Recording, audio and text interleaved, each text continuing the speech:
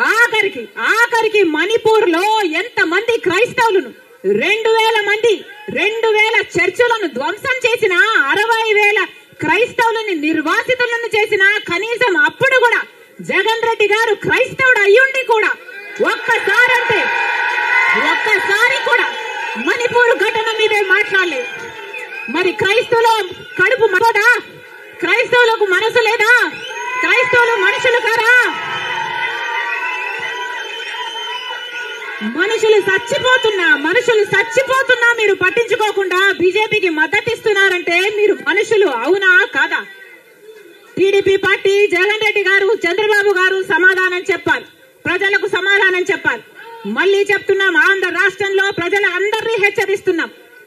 BJP పార్టీకి, TDP పార్టీకి, YCP పార్టీకి పొత్తులు ఉన్నాయి. అవి మన కంటికి కనిపించినా కనిపించకపోయినా పొత్తులు ఉన్నాయి. గత అంశంలో వాళ్ళ పక్కన నిలబడ్డారు.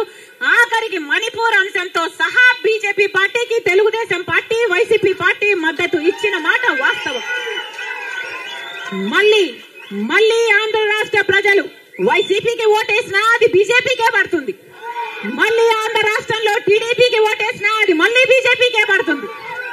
వీళ్ళిద్దరూ కలిసి బీజేపీని బలపరుస్తున్నారు తప్ప ఆంధ్ర రాష్ట్ర ప్రజల మేలు కోసం ఆలోచన చేయడం లేదు. ఆంధ్ర రాష్ట్ర ప్రజల ప్రయోజనాల కోసం ఆలోచన చేయడం లేదు. స్వలాభం కోసం ఆంధ్ర రాష్ట్ర ప్రజలను తాకట్టు పెట్టారు అన్నది వాస్తవం.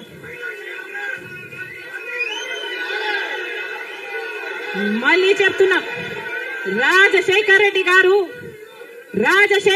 గారు బీజేపీ పార్టీకి వ్యతిరేకి. రాజశేఖర్ రెడ్డి గారు తత్వ పార్టీ కాబట్టి